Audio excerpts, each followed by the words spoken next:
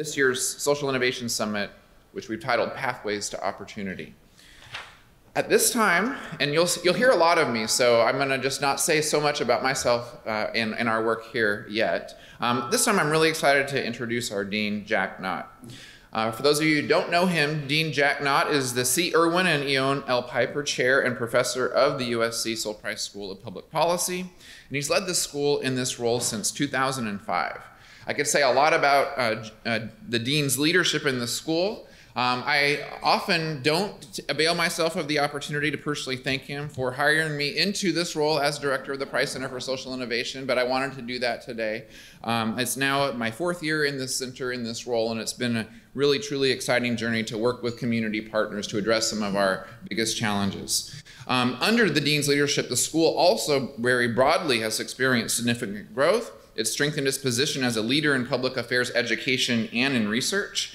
In addition to several naming gifts, we are now the Price School. He was instrumental in securing the school's $50 million endowment and naming gift, which established not only the name the Price School, but also the USC Price Center for Social Innovation. Please join me in welcoming Dean Jack Knott.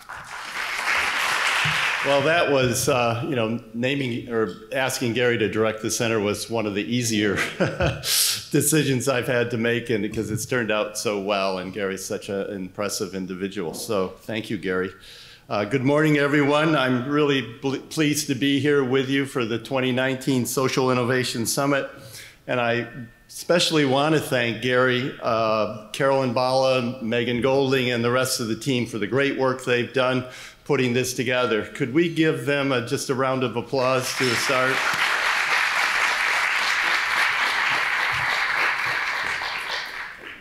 You know, I'm particularly excited about this symposium this year because it's the Price School's 90th anniversary, believe it or not. And in 1929, the founders of the school came together with the governor of California, with the mayor of Los Angeles and other dignitaries and faculty members, and they embarked on a flight for what they called the Flight for Civic Progress. And they flew around to several destinations in the state announcing the formation of the new school and their commitment to the public good. We were in our first name, we had citizenship in the title of the school, which is pretty interesting. It reflected our founders' focus on the importance of civic engagement and the role of citizens in public policy. They didn't want a government that aggrandized itself, but rather one that worked to improve the quality of life for all people in all neighborhoods. And that kind of defines the mission of our school to this very day. The name public administration in our original title also did not denote just efficiency or management. It pointed to a set of deeply rooted values that are described well by the former senior civil servant in the US federal government, Elliot Richardson, when he wrote that the value of human dignity and equality, as well as such essential contributions to these ends as fairness, tolerance, and mutual respect. And those are the kind of values that to this day also underline the Price School. So you can see that this symposium, which examines pathways to opportunity through the lens of research and outreach, is really a wonderful embodiment of the Price School's history, its mission, and its values. Now, the Price Center was launched originally in around 2011 with an extraordinary gift, as was mentioned, from the Price family, and it was named in honor of Sol Price, who was a business leader and business entrepreneur. You're probably familiar with Price Club and Costco, and that's where that name comes from. But he was also guided by a strong moral compass to support public policies and invest in urban development to improve the quality of life for low-income communities, immigrants, and diverse populations. It became his mission later in life to do that. Now, recent census data show that about a quarter to a third of Americans live in poverty or in near poverty, and about half the population is low income. And sadly, although California is the 5th largest economy in the world, it has one of the highest poverty rates. with about 20% of residents living in California living in poverty. US Census data and other studies also show that the popular idea of America as the land of opportunity and equal opportunity for all is somewhat of a myth. Among other developed countries in the Western world, the US has one of the lowest relative levels of social mobility, and the rate of social mobility in the United States has stagnated since 1980, almost 40 years ago. Racial discrimination is part of the problem. We were just discussing that at our table, which we know because data show that with larger African American populations and greater segregation, this reduces social mobility. Other factors include lack of pay equity for women and the lack of policies that support affordable childcare and early childhood education. We're also the only developed country in the Western world without extensive paid family medical leave. A second major factor hindering social mobility is extreme income inequality in the country. Geographic areas with the highest Gini coefficient, which you know is a measure of inequality, data show have less mobility. So as the Nobel economist Joseph Stiglitz points out, this lack of social mobility among generations in the US is not inevitable. It's really caused by our political policy and economic policies. One key problem is the huge variation in the quality of education system depending on where a person lives. Another challenge concerns social policies that, as I mentioned, fail to support women and families in the workforce. And a third is racial discrimination and segregation based on race and income. Our political system in the country also supports legal frameworks and a tax system that favors the rich over most everyone else, which also reinforces economic market trends towards greater income inequality. So that's kind of the context and backdrop for what we're going to be talking about today. And I know Gary is going to speak more about the role of the Price Center in addressing these kind of inequities. I'd also like to highlight a few ways that the Price School also works to increase access to high quality healthcare, jobs, and education. You know, we're doing our little part. LaVonna Lewis, who is our Associate Dean of Diversity, Equity, and Inclusion, heads our Diversity in Healthcare Leadership Initiative. It's designed to increase awareness of healthcare management as a career among students of diverse backgrounds.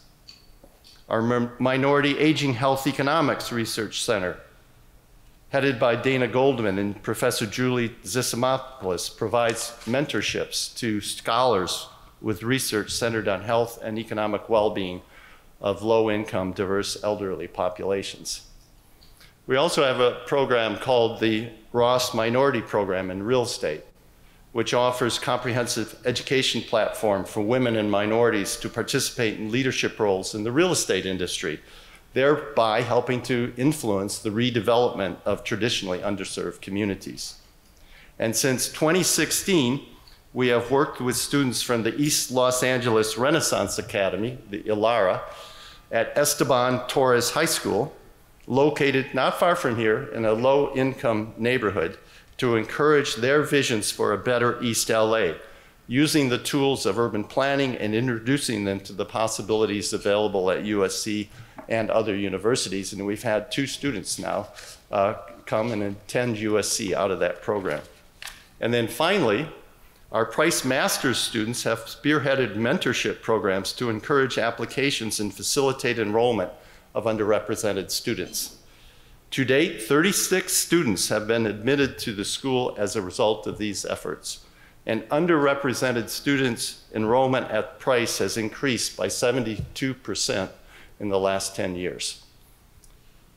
So the challenges we face are not insignificant, but I am heartened by the commitment shown by our school at USC and here in this room to collectively work towards common solutions. I really want to thank you all for your partnership with us, and we look forward to a better, more equitable future for us all. And I especially want to thank Gary and the Price Center for their work in this area, and which is so fundamental to these vital efforts. So thank you. This time I'd just like to provide a brief overview for the day before we dive right into our keynote address and our first panels. I first want to encourage you to engage with us throughout the day through all possible channels, which include social media. You see the various hashtags, hashtag Price Innovation Summit, which is specifically about today. We also have been having a series of seminars throughout the year where our hashtag has been Opportunity for All, and I please encourage you to tag us at USC Price CSI so that we can actually keep track of these conversations. I will let you know that for all the participants here, we're going to actually collect a set of learnings and set of questions and answers that are coming up in these conversations, and we'll provide that to you at the end. And so part of those conversations and learnings I know can come through social media, because not all questions of every panelist will actually be able to be answered within the time that we have today. And so I do encourage you to do that. I got a Twitter handle for this exact idea of actually talking to each other in conferences. And so if you look at my picture on Twitter, that's from the first conference that I went to, which is the Bay Area Policy Forum up in San Francisco. So I also wanted to let you know that if you haven't already dug into the center or the summit website at uscsocialinnovationsummit.com, there are also 3 framing papers that were provided by each panel's framer. And I think these papers give you some in-depth evidence and thinking around different questions that emerge. I see we already have our first live poll question happening without even instruction. This is amazing. So I also wanted to welcome our 2019 Southern California Symposium cohort who is here today. You can raise your hand and see you throughout. We also have some alums of the first cohort. You can raise your hand as well. Thank you for being a part of those. This is the Price Center's Executive Education Program in Social Innovation, which links and challenges local leaders to think deeply and collaboratively about the region's future and to learn about social innovation approaches to these challenges that maybe they haven't thought about before. So you got it figured out, right? So here we are on Menti.com.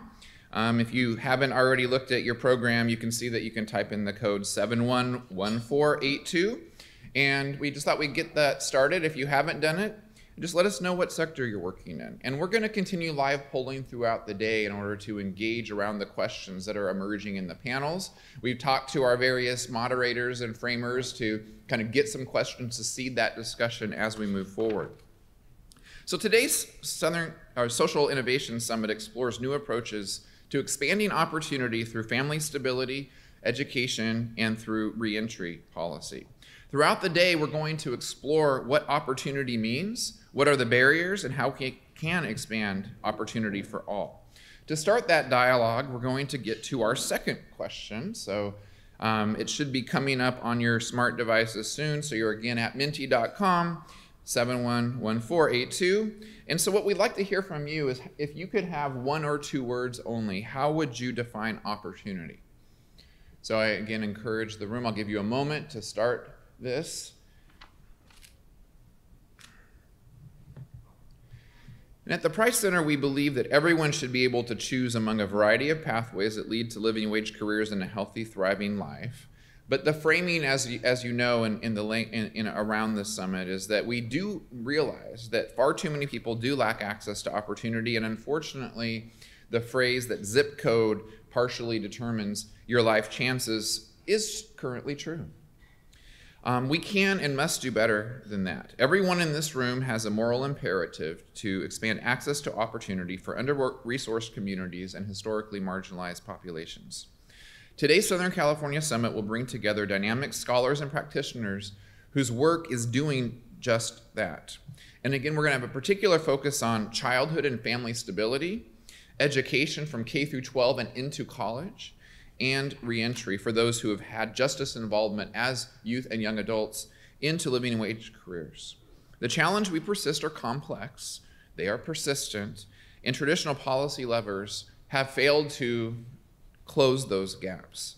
They have failed to catalyze change that we need to ensure equal access to opportunity.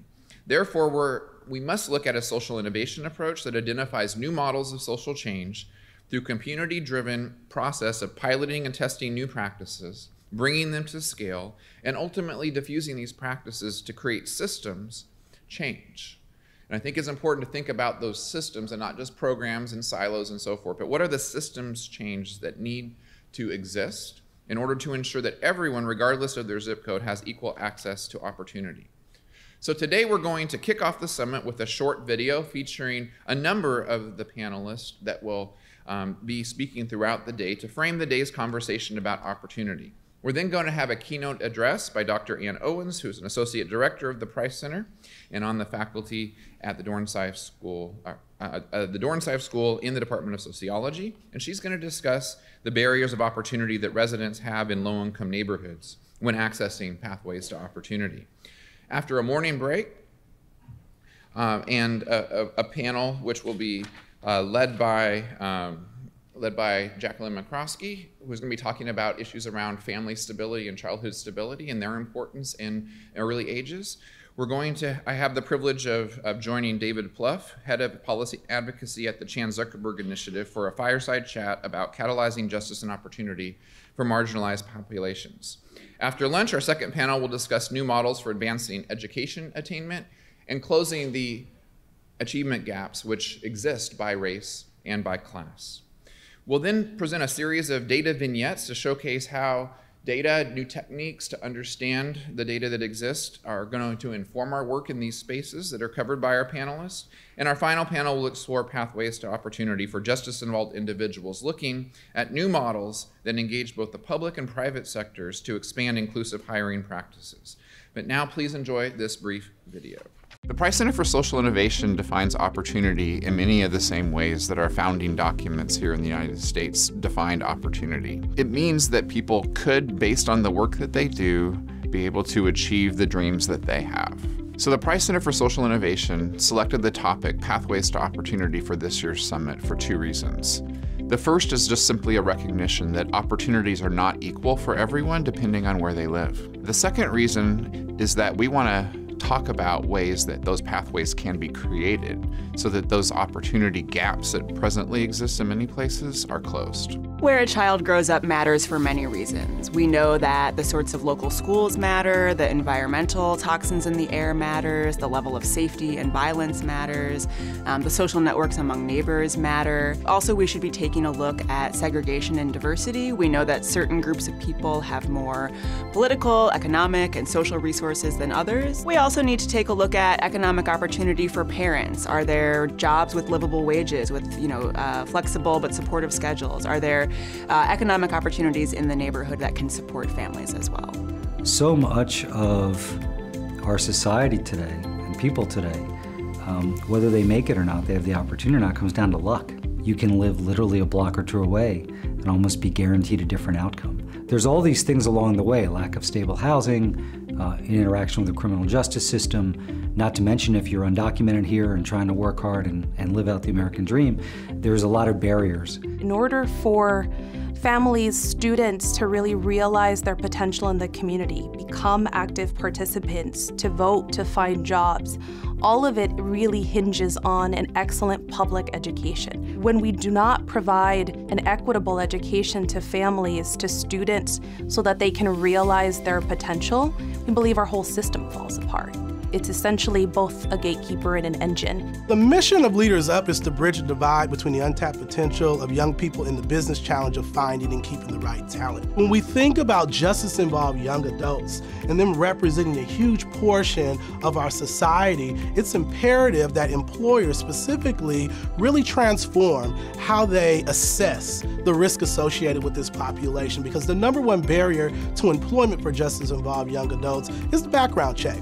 It's important that we also wrap around these justice-involved young adults supportive services for them to properly re-enter into society, have the soft skills necessary to be effective, have the access to career opportunities so that they do not recidivate back into the system. The number one way to diminish recidivism is by offering economic opportunity to justice-involved young adults.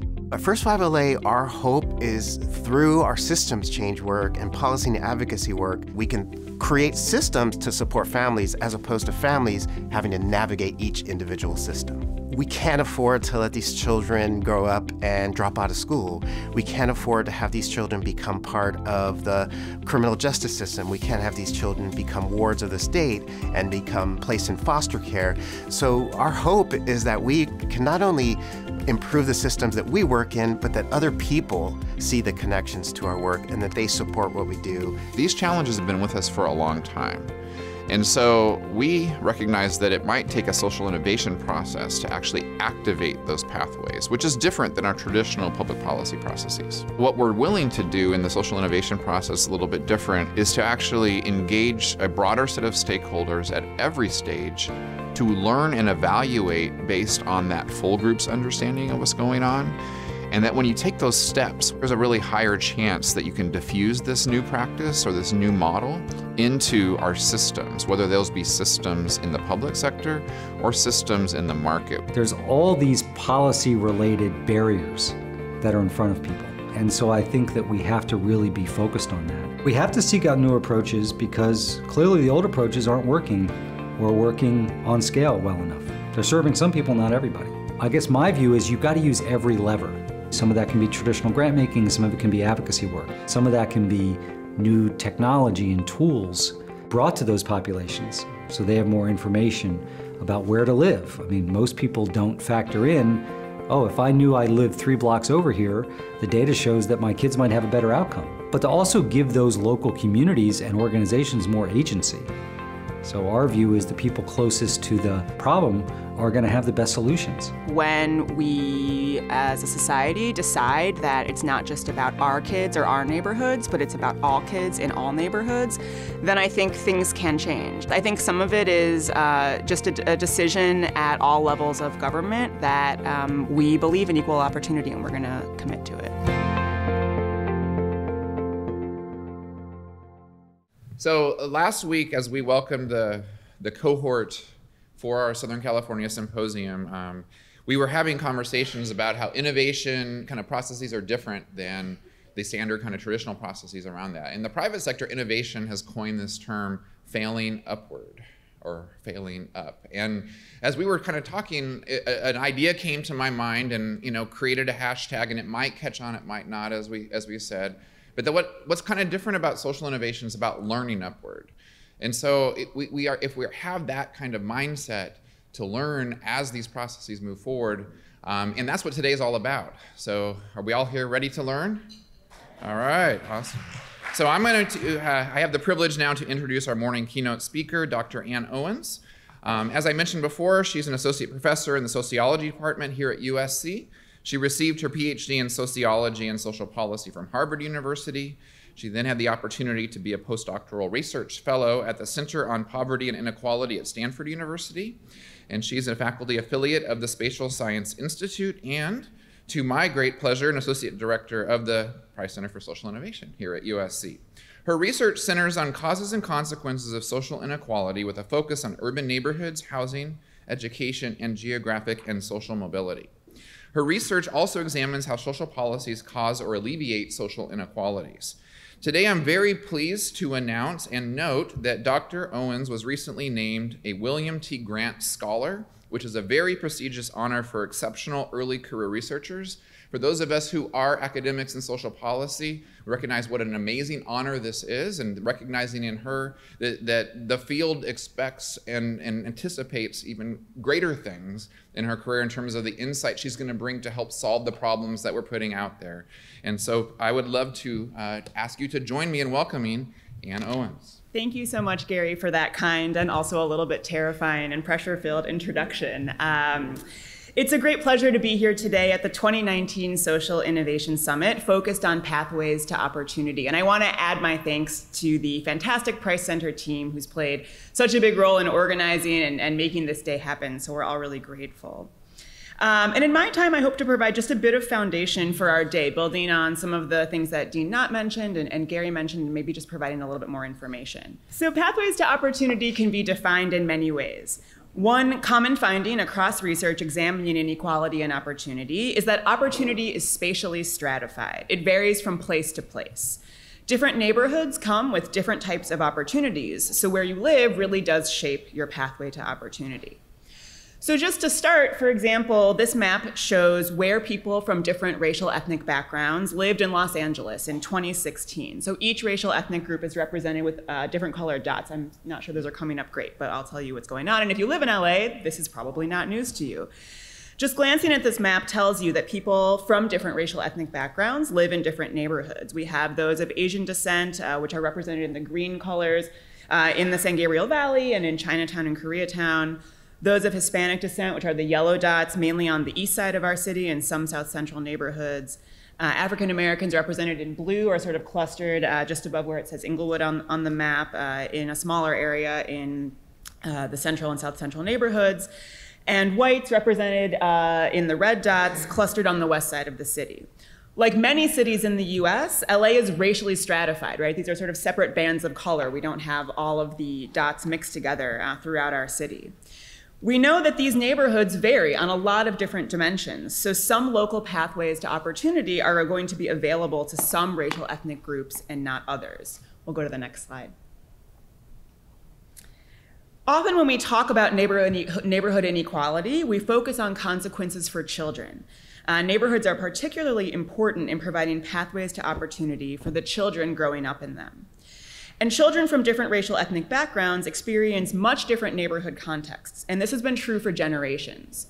So this figure draws on work by the sociologist Pat Sharkey, and the left two bars show the neighborhood conditions from 1955 to 1970, so sort of during the height of the civil rights movement. And what this figure is showing you on that left bar is 29%, so nearly a third of Black children grew up in very high poverty neighborhoods with poverty rates over 30%. Only 9%, represented in that black chunk on the bottom there, lived in very low poverty neighborhoods with poverty rates less than 10%.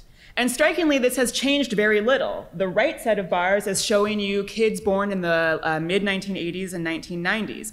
And the bars look nearly identical.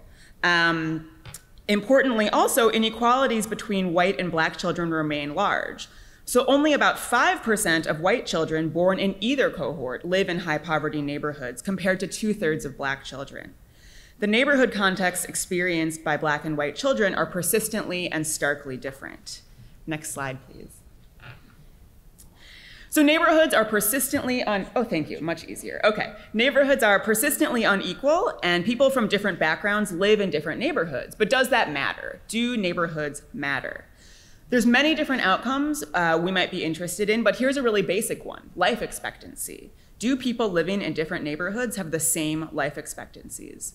So this chart shows life expectancies in communities in Los Angeles County. In some places over here, like Malibu, Westwood, and some other communities, life expectancy is about 88 to 90 years. In other neighborhoods, including Westmont and East Compton over here, life expectancy is about 76 years. So people living within 10 miles of one another can have 12-year differences in life expectancies. Now, of course, this doesn't tell us everything about whether it's something about the neighborhood or about the people and all those things that we social scientists care about, but it's a first clue that neighborhoods look really different. And while these results are just for LA County, this fact is true in places across the country. People growing up in zip codes neighboring one another have vastly different life expectancies. These estimates come from the Neighborhood Data for Social Change platform, which is one of the initiatives of the Price Center, and we're going to hear more about that platform in this afternoon's data vignette. So do neighborhoods matter for children's well-being? Do their outcomes depend on where they grow up? Social science research says yes.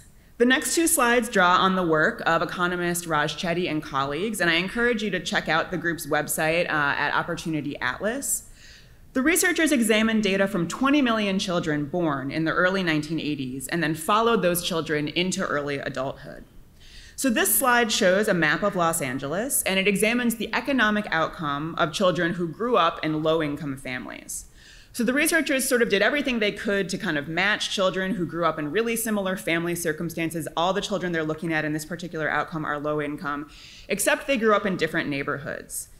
And then they examined what they look like in young adulthood when they're now earning their own income.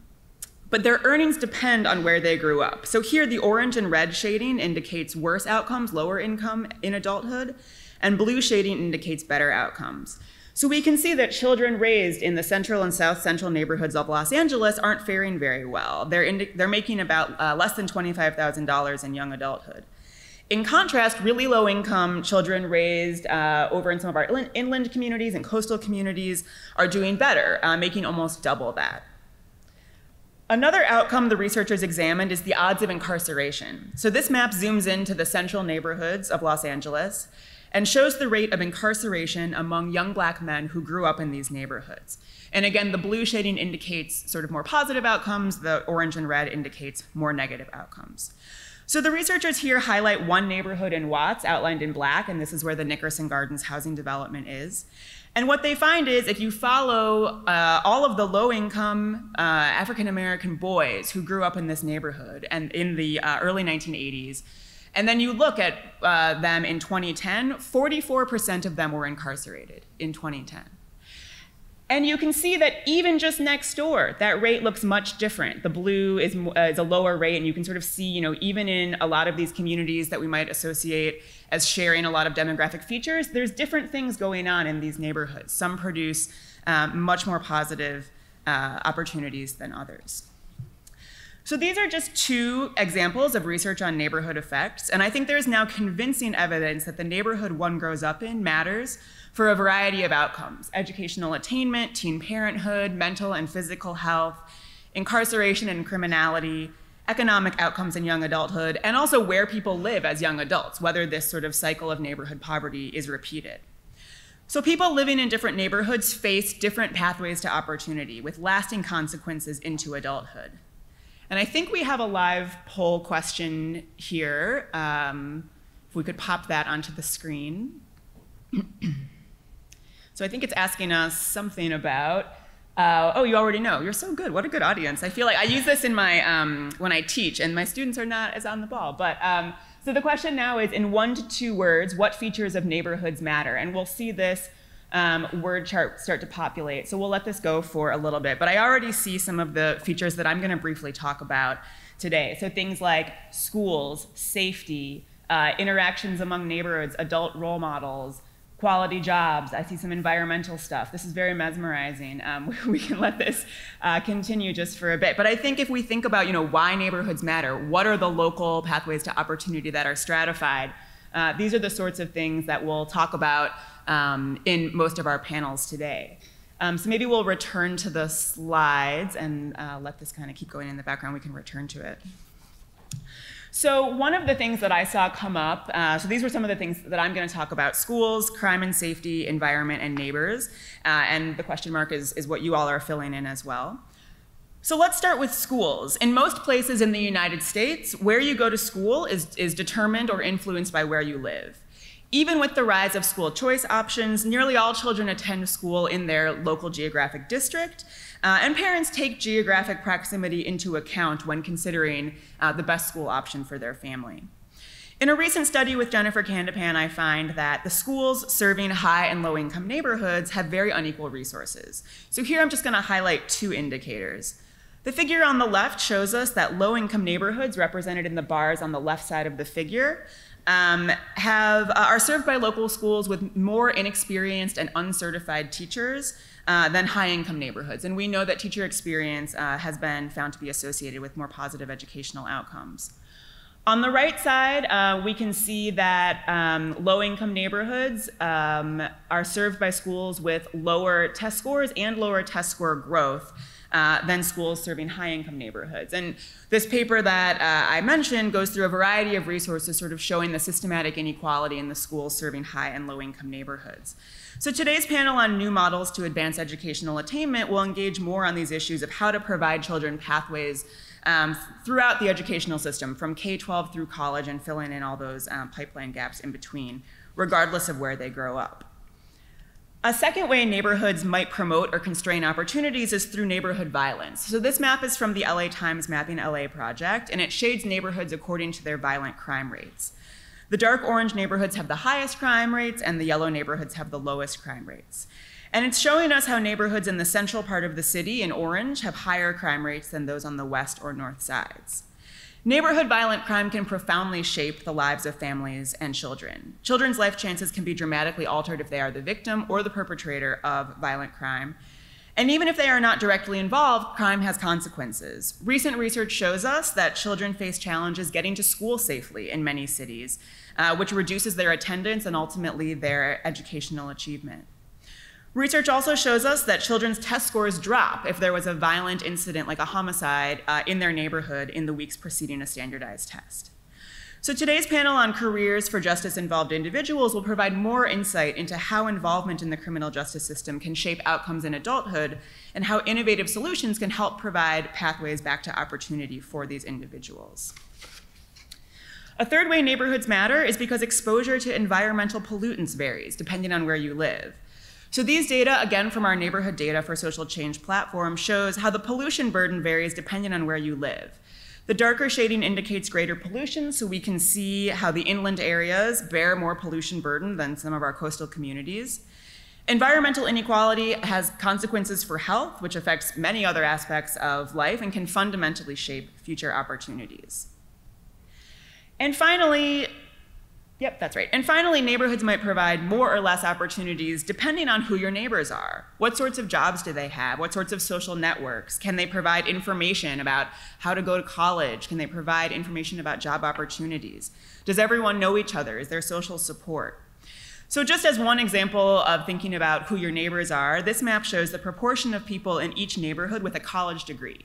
And we can see stark differences across LA. The darker red areas are places where more than 60% of residents have college degrees, while less than 15% of residents have a college degree in the yellow shaded areas. And again, we see stark differences between sort of our central and west side communities.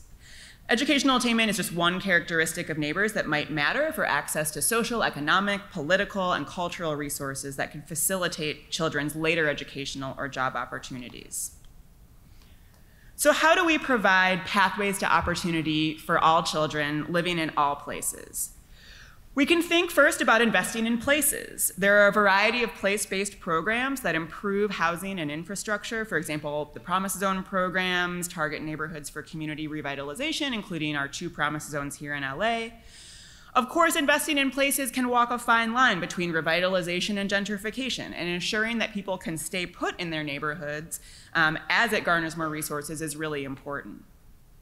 We can also think about investing in people, even if we can't improve the material conditions of their neighborhood. And in today's panel about data partnerships to strengthen families, we'll hear about a variety of partnerships across LA focused on providing resources to families and young children in need. And of course, I'm going to tell you we need to do both. We need to do everything. We need to do all of these things. And I do think there's a real role for social innovation to play here. When I hear Gary speak about social innovation, and he said it briefly in his remarks previously, he often starts by saying that we need social innovation to address entrenched social problems, and that social innovation solutions can provide value to all. Inequality in pathways to opportunity is one of these social problems that, in my view, needs social innovation. We need new solutions to these long-standing problems. So I look forward to today's conversations illuminating a path forward to creating opportunity for all, and I will conclude there and look forward to the day. Thank you.